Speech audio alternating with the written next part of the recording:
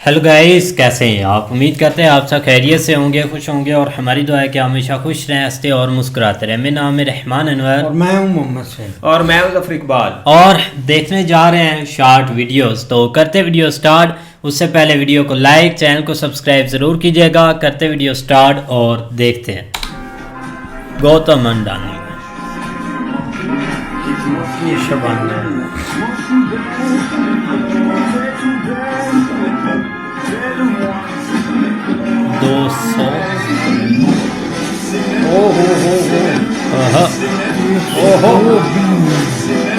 Donate किए हैं 102 billion. तारे ने पसंद मैनू हेठा सहारे ला दे उन्हां तारियां दे विच जदों मैनू वेखेगी मेरी याद जदों आऊगी तां पता लगूगा। रतन टाटा जी की ये 3 सलाह आपकी जिंदगी बदल देगी। नंबर 1, अपने आप को स्पेशल समझकर जीना शुरू कर दें, क्योंकि भगवान ने इस दुनिया में किसी को भी फालतू समझकर नहीं बनाया। नंबर 2, कौन क्या कर रहा है और क्यों कर रहा है ये बात से दूर रहोगे और सिर्फ अपने काम से मतलब रखोगे तो जीवन में बहुत आगे जाओगे। एंड नंबर 3, जिंदगी में यह ख्वाहिश कभी मत रखना कि हर कोई आपकी तारीफ करे, बस इतनी ख्वाहिश रखना कि आपके माता पिता आप पर नाज करे। दोस्तों, आपको रतन टाटा जी की ये 3 सलाह कैसी लगी कमेंट में बताएं और ऐसी अमेजिंग रील्स के लिए हमें फॉलो करें। रतन टाटा ने इस तरह से इंडिया की सबसे पहली कार बनाई। 1990s तक इंडिया स्पेसक्राफ्ट और मिसाइल्स तो लॉन्च कर चुका था, लेकिन इंडिया के पास ऐसी एक भी कार नहीं थी जिसका डिजाइन से लेकर प्रोडक्शन सब कुछ इंडिया में हुआ हो। इसलिए 1995 तक में रतन टाटा ने एक 100% इंडियन कार बनाने की ठान ली। एक ऐसी कार जो स्पेशियस, फ्यूचरिस्टिक, अफोर्डेबल और हाई माइलेज देती हो। लेकिन एक प्रॉब्लम थी, एक नया कार मैन्युफैक्चरिंग प्लांट सेटअप करने की। कास्ट अराउंड $2 बिलियन थी, जो उस समय बहुत बड़ा अमाउंट था। इसलिए टाटा मोटर्स ने जुगाड़ लगाया और ऑस्ट्रेलिया में निसान का एक पुराना प्लांट 1/5 कॉस्ट में खरीद लिया। इस पूरे प्लांट को डिसमेंटल करके इंडिया लाया गया और पुणे में रिवील किया गया। रतन टाटा ने खुद डिजाइन बिल्ड करने में एक इंपॉर्टेंट रोल निभाया और फाइनली 1998 में कार को लॉन्च किया। ये एक इंडिया कार थी, इसलिए इसका नाम रखने के लिए इंडियन से इंडी लिया गया और कार से का और इन्हें जोड़कर बनी इंडिका। टाटा इंडिका फॉलो कर लेना। क्या रतन टाटा मुझे मिलने के आए तब वो रास्ता घूम गए, तो उन्होंने मुझे फोन किया कि नितिन, मुझे तुम्हारा घर नहीं मिल रहा, आप ऐसा करो रतन जी, आप आपके ड्राइवर को फोन दो, मैं उसको बताता हूँ। बोले नितिन, मेरे पास ड्राइवर नहीं है, मैं खुद गाड़ी चला रहा हूँ। मेरे पास ड्राइवर नहीं है? बोले नहीं है। मुझे बड़ा आश्चर्य लगा कि हिंदुस्तान का इतना बड़ा करोड़पति होने के बाद इसके साथ ड्राइवर क्यों नहीं है, कोई इसके साथ सिक्योरिटी ड्राइवर कोई नहीं। और वो जब मैंने उनको फिर बताया, वो मेरे घर पर आए। फिर मैं इसी अनुभव से पहले उनको एक बार मैं एक फ्लाईओवर के उद्घाटन के लिए मुंबई लेके गया, तो हेलीकॉप्टर वही चला रहे थे। The elections have the following candidates: Amir Khan, Mahendra Singh Dhoni, Priyanka Chopra, Ratan Tata, and Ramdev Baba. Who would you vote for and why? Personally, I am really impressed by the list of the candidates that I was provided over here. But if given an opportunity to vote for one of them, I would vote for Ratan Tata because he has brought India to another level. People respect him not just for the work that he does in the field of his business, but also financially he has uplifted India to a very great level. I'm a very big fan of him and I believe that Ratan Tata would be a very good Prime Minister of India. Hi, I am Jimmy Carter. I am the CEO of Delver Steel, Texas. Susan, I am also CEO. Oh, wonderful. Which one? India.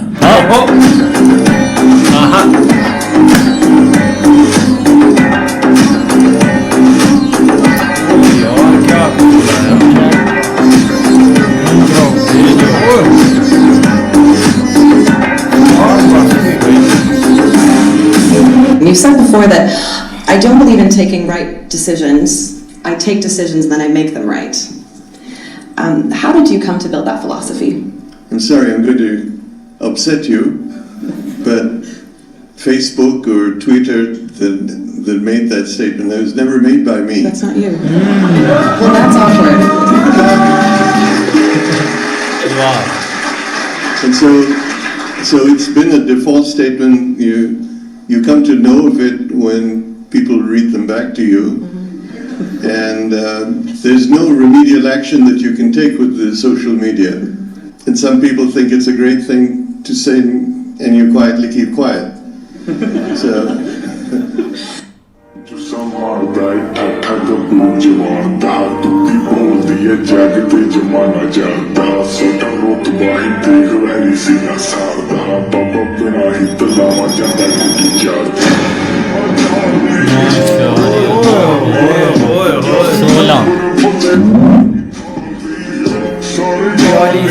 पता कि India की company है जिसका नाम है Tata company, उसके आपको पता है कि टोटल नेटवर्थ कितना होगा उस कंपनी की? नेटवर्थ आप बात करेंगे तो अराउंड 100 बिलियन तक तो होगा.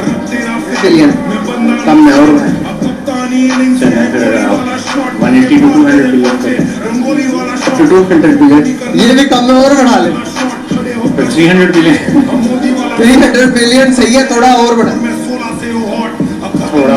तो फिर 325 सही जा रहे. 315 बिलियन और 314 बिलियन डॉलर्स की सिर्फ और सिर्फ एक कंपनी की नेटवर्थ है. पाकिस्तान की कुल जीडीपी कितनी है? 345 बिलियन डॉलर्स, और उनकी एक कंपनी की नेटवर्थ कितनी है? 314 बिलियन डॉलर्स. कहां तक जा रहा है? ये तो एक ऑनर जो है, एक बंदा पूरे मुल्क का मालिक बन सकता है. मेरा मीम बना दिया, मेहनत करके तेरे भाई ने पूरा ड्रीम बना दिया. अब पिक्चर या सड़कों पे सीन बना दिया. अब खुद का टाइम लाया मैंने सबसे बड़ा.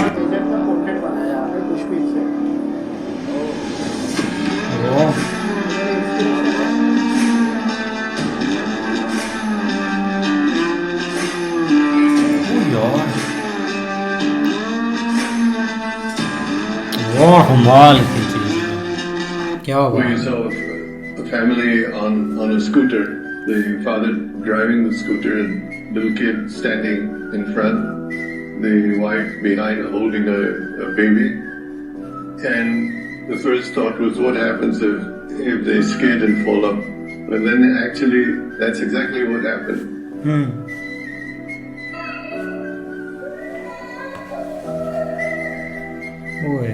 We launched the car at that price. We got the cost below 1 lakh. There's more big picture. Below I think he's more, what can we do to change India? What can we do to change the lives of people? I think he's much more of an emotional business leader. He reacts to how he feels. He reacts to what he's passionate about. Ratan Tata जी ने अगर सारे पैसे दान नहीं किए होते तो वो मुकेश अंबानी से कितने अमीर होते? चलिए हम बताते हैं.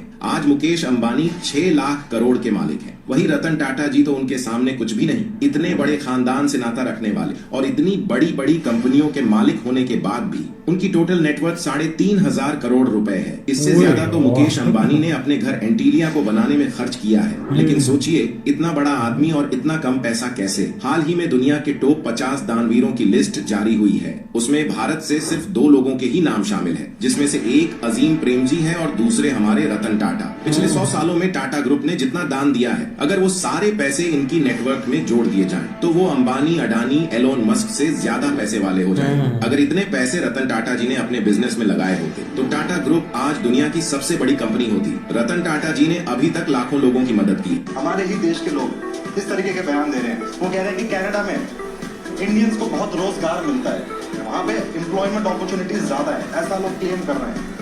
उन लोगों को मैं कहना चाहता हूँ, जितनी आबादी है कनाडा की, उससे ज्यादा लोग इस देश में टीसीएस में काम कर रहे हैं.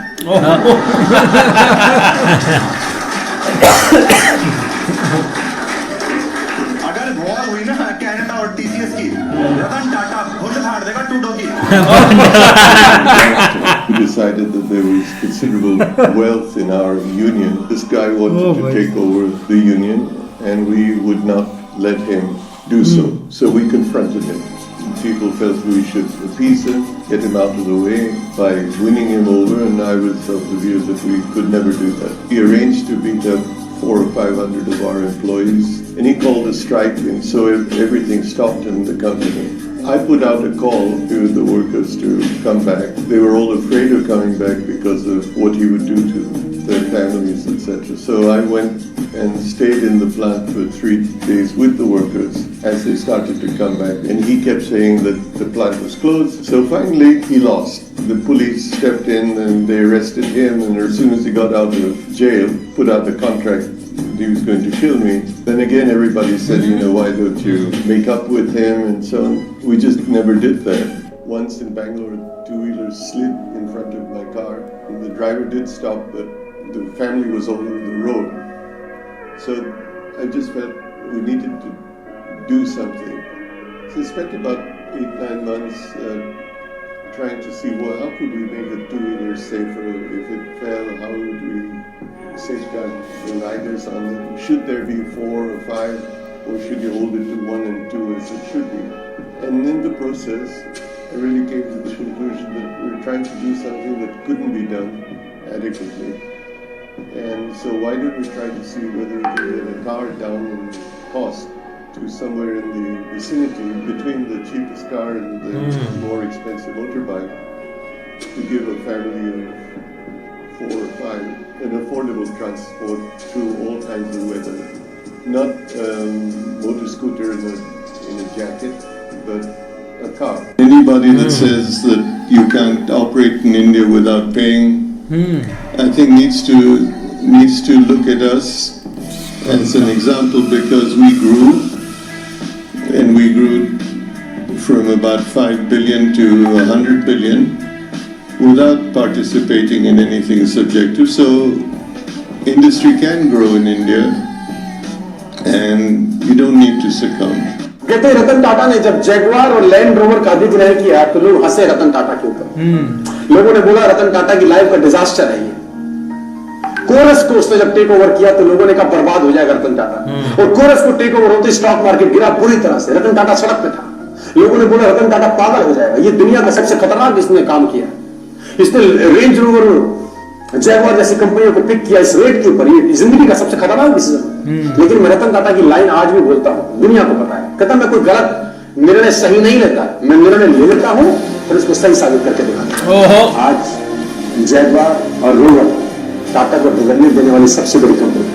ओह वाकई ओए भाई क्या बेस्ट शॉट्स थे, मज़ा आ गया। क्योंकि भाई एक बिजनेसमैन तो बिजनेसमैन होते हैं, लेकिन जब रतन टाटा की आज की चीज़ देखी है ना कि उन्होंने 102 बिलियंस डॉलर जो है ना वो उन्होंने भाई ऐसे ही एक डोनेट कर दिए हैं। ये होता है एक बिजनेसमैन जो एक यार हार्ट से काम करता है, कि वो एक दूसरे लोगों को भी देखता है कि जो एक जनता चल रही है। 102 बिलियन भाई, बिलियन की बात हो, बिलियंस हम सिर्फ 1-2 बिलियंस के लिए पता नहीं क्या क्या कर देते, और उन्होंने भी इतने सिर्फ डोनेट किए हुए हैं यार। एक बार सोचने की चीज आप देखो ना, जो भी बंदा एक कामयाब होता है ना, एक मतलब कि बड़ा आदमी बन जाता है, पैसे होते हैं उसके पास, हर चीज आ जाती है, लेकिन उसके पीछे उसकी बहुत इमोशनल स्टोरी पीछे एक मतलब कि छुपी होती है। वो तो आकर भाई जब हमने राज खोलता है ना, तब बंदों को पता चलता है कि इस बंदे ने मेहनत कितनी की होगी। सही बात है। एक बंदा होता है मतलब कि खानदानी अमीर होता है भाई, वो उनको एक रियासत में अमीरी मिल जाती है, वो उनके एक मतलब के एक नस्ल बदर नस्ल चलती रहती है, लेकिन कुछ बंदों को भाई एक आप बनना पड़ता है, एक अमीर है। तो इसलिए भाई एक स्टोरी भी उसकी एक मतलब के बहुत एक इमोशनल भी थी, और उसमें एक बहुत एक बड़ी कामयाबी भी छुपी हुई थी। नहीं बिल्कुल ऐसे ही है, लेकिन ये कि भाई जो है ना वो इंसान वही कामयाब होता है जो कि मतलब जिसके ख्वाब बड़े होते हैं, नो डाउट। लेकिन ये कि एज एक इंडिया कंट्री में भाई उन्होंने बहुत ज़्यादा जो है ना, जिस तरह आप देख लो कि एक कार का प्लांट लगाना, एक उनका ख्वाब था कि मैं एक फलां टाइम में अपनी जो है ना वो कार बना के अपने मुल्क में जो है ना वो लोगों को दूंगा, और उसके ऊपर भाई उन्होंने देख लो किस तरह वहाँ से एक पूरा यूनिट जो है ना वो परचेज किया, और यहाँ पे उन्होंने उसको इंस्टॉल करके एक जो है ना वो बना के रख दी। और देख लो कि आप जो है ना वो हमेशा एक उनकी यही कोशिश है कि एक आम आदमी भी इस चीज़ को अफोर्ड कर सके, जिसमें देख लो कि उनकी अब भी कोशिश है कि हम जो है ना वो एक मिनिमम अमाउंट में एक कार लॉन्च करें, ताकि एक सैलरी पर्सन भी और जो है ना कार का जो है ना वो कार को एंजॉय कर सके, क्योंकि हर बंदे का ख्वाब होता है कार में बैठना। और वाकई इंडिया में अब इस हद तक जो है ना वो कारें हैं कि लोग अफोर्ड कर सकते हैं इजीली, जो है ना अगर थोड़ा सा हो, क्योंकि एक मिडल मैन जिस तरह के हमारे इधर है, यहाँ पे एक मिडल मैन के लिए या थोड़ा सा ऊपर लेवल के लिए भी अभी तक अफोर्डेबल नहीं है। वो ले तो लेता पेट्रोल कहाँ से डलवा दो। नहीं, आप देखो ना एक हर कंट्री में, खास करके एक हमारी कंट्री में, जब भी एक गुर्बत की बात, इधर भाई बहुत गुर्बत है, लोग हैं बहुत गरीब हैं, तो उनको जब भी उनसे पूछा जाता है ना वो ब्लेम करते हैं, गवर्नमेंट को ब्लेम करेंगे, किसी को ब्लेम कर देंगे, लेकिन कुछ भी नहीं, वो सब गलत है। अब भाई रतन टाटा को किसने, वो किसको ब्लेम करते कि यार गवर्नमेंट एक हमें सपोर्ट कर रही, वो नहीं कर, वो हमने दम पर ही है ना। उन्होंने हर चीज अपनी कंपनी लॉन्च की ना, किसी ने उनको सपोर्ट तो नहीं ना पीछे से की, एक आइडिया आया। तो इससे भाई एक ऐसे लोग मतलब कि इस दुनिया में है जिन्होंने एक नीचे से होकर ऊपर अपना एक हर चीज संभाल ली है। अब लेकिन जब भी एक बात आती है हम किसी को ब्लेम कर देते हैं, यार वो नहीं ठीक, ये नहीं ठीक, लेकिन हर बंदे के अंदर ये चीज आ सकती है, हर बंदा एक अडॉप्ट चीज कर सकता है। हम एक खास करके हमारी एक कंट्री को ऐसी चीजें सीखनी चाहिए कि कोई गवर्नमेंट आपको कुछ भी नहीं कर सकती, आप खुद भी चीजें लॉन्च कर सकते हैं। आप देखो ना जैसा एक दौर आ रहा है भाई, एक मतलब के जो आप टिकटॉक की मिसाल देख लें, जिसने पबजी लॉन्च की है, क्या उसको गवर्नमेंट ने सपोर्ट की थी? नहीं। उस बंदे के अंदर आइडिया आया तो हर चीज हुई ना। अब वो करोड़ों अरबों में कमा रहा है यार। मॉल प्रोवाइड करना बहुत अहमियत के अमल होता है। आप देख लो ना कि हर कंट्री में आप देख लो कि आपको लोग मिलेंगे, टैलेंटेड भी मिलेंगे, जो कि मुल्क के लिए काम करना चाहते हैं वो भी मिलेंगे, लेकिन अनफॉर्चुनेटली ये चीज़ भाई हमें नसीब नहीं हुई, क्योंकि यहाँ पे जो भी थोड़ा सा बेहतर करता है ना आवाम के लिए या थोड़ा सा उसके लिए करने की कोशिश करता है तो वो भाई गया। अब आपके सामने कितनों की मिसाल हो, इद है जस्ट वो बचा क्योंकि उसने थोड़ा सा अमीरों को टच नहीं किया, इस वजह से वो बच गया। बाकी आपके सामने डॉक्टर कदीर का, डॉक्टर अब्दुल सलाम, जितने भी वो मतलब साइंसदान या उसके अलावा भी कितने हीरो हैं जिनको इन्होंने मतलब जलील करके जो है ना वो बेचारों को नहीं। सही बात है। देखो ना एक रतन टाटा पर आए तो भाई वो काफी अमीर बंदे हैं, एक लिमिट से, हमारी लिमिट से तो ऊपर है, लेकिन वो बंदा एक जो ये बंदा उस बंदों के मतलब के एहसास करता है गरीबों का जो डोनेट करते हैं, जिनके साथ ये चीजें बीती हो, जिनके साथ एक एहसास हो। आप हमने मोस्टली यार देखा है जिस बंदे के पास पैसा आ जाए भाई वो एक बंदे का पूछता भी नहीं है, हर चीज भूल जाती है, वो तो भाई एक गरीबों पर लानत भी नहीं भेजता ऐसा हो जाता है। मतलब कि एटीट्यूड एक हर इसका माइंड हर चीज ही चेंज हो सकती है। लेकिन जिस बंदे ने एक गुर्बत से एक बना होता है ना, वो बंदा समझता है हर बंदे की फीलिंग के उनके ऊपर क्या हाल हो जाएगा। इसलिए भाई उन्होंने 102 बिलियन डॉलर ऐसे ही डोनेट कर दिया। आप रोनाल्डो की मिसाल देख ले, इतने मतलब कि वो बंदा डोनेट करता है क्योंकि वो नीचे से ऊपर उठा है, उसको पता है कि चीजें क्या चलती है। यार वो 2 बार बीच में क्लिप आया कि वो ना कार में जा रहे थे तो उन्होंने देखा कि एक मोटरसाइकिल पर फैमिली जा रही है, एक आगे छोटा सा बच्चा बैठा हुआ है, एक छोटी सी बच्ची उन्होंने हाथ में ली, ऊपर से बारिश बहुत तेज हो रही है, लेकिन उन्होंने इतना एहसास किया कि उससे अगले दिन ही उनका पता लगाकर तो उनको एक कार डोनेट कर दिया कि मतलब वो दिल के इतने अच्छे हैं, वो इन चीज़ों को नहीं देख सकते कि कोई ऐसा गरीब देने वालों को देता है वो ऊपर जो बैठा हुआ ना, ये दिल की बात होती है। क्योंकि इंसान रजता भाई कभी भी नहीं है, कभी भी नहीं। हाँ, लेकिन ये कि इस तरह ही लोग जो है ना वो कामयाब होते हैं, जो कि अपना हाथ खुला रखते हैं, आगे लोगों को देते हैं, करते हैं। और उसके अलावा भाई देख लो कि उन्होंने उनका ये ज़्यादा मिशन यही है कि वो अपनी जो भी इनकम है उसमें ज़्यादा डोनेट ही करते हैं वो भाई। अच्छा, हाँ बिल्कुल, काफ़ी अच्छे शार्ट्स थे। उम्मीद करते हैं आपको पसंद आएगी। अगर पसंद आए तो वीडियो को लाइक, चैनल को सब्सक्राइब ज़रूर कीजिएगा। मिलते हैं नई वीडियो के साथ, तब तक के लिए अल्लाह हाफिज़।